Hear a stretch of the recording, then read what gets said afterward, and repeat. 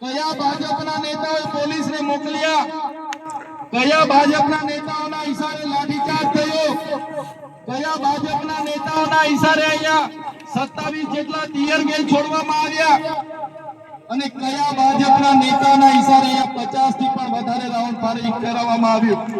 આ ફાયરિંગમાં નાસભાગ કરતા ઘણી માતાઓ, ઘણા બહેનો, ઘણા વડીલો ઈજા પામેલા છે। ત્યારે સાથીઓ, આપણા આદિવાસી સમાજ એ સંવિધાન અને સંવાદમાં માનનારો છે। આપણા લોકોએ સંવિધાનની વાત કરી, સંવાદની વાત કરી અને વન અધિકારીઓ અને પોલીસ અધિકારીઓએ એમનો સત્તાનો ઉપયોગ કર્યો। ભાજપના નેતાઓના ઈશારે આપણા લોકોને ડરાવવાનો, ધમકાવવાનો ઉપયોગ કર્યો, આપણા લોકો પર લાઠીચાર્જ કર્યો। ત્યારે આ ભાજપની સરકારને, એમના એસપી ને, એમના ડીવાયએસપી ને, એમના ડીસીએફ ને આ ચૈતર વસાવા કહેવા માંગે છે, અમે આદિવાસી લોકો સંવિધાનમાં માનનારા છે, અમે આદિવાસી લોકો સંવાદમાં માનનારા છે, અમારા આદિવાસી લોકોને તમે છંછેડશો, અમે સંવિધાન ને અમે સંવાદ સાઈડ પર મૂકીશું, એ દિવસે અમે હાર પાડી લડાઈ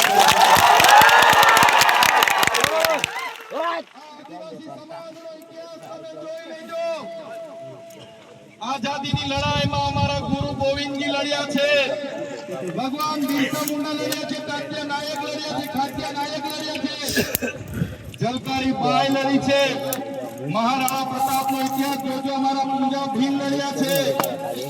ત્યારે આ સરકારોને આમાં કહેવા માંગીએ છીએ, દેશની આઝાદીમાં પણ રૂપસિંહ નાયક જેવા લોકોએ અમારા સ્વતંત્ર રાજ્યની સ્થાપના કરી હતી। દેશના વિકાસમાં પણ અમારા આદિવાસી સમાજે પરસેવો આપ્યો છે, લોહી આપ્યું છે।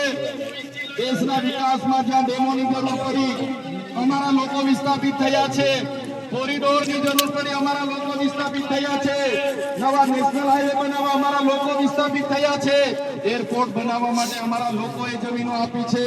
જળ, જંગલ અને જમીનો પર રહેનારો અમારો મૂળ માલિક આજે પોતાના સમાજ સાથે, આજે ગામથી, પોતાની સંસ્કૃતિથી, પોતાની પ્રકૃતિથી છીનબીન થઈ ગયો છે। આટલું બધું કર્યા પછી પણ અમારા લોકોને તમે રમજાન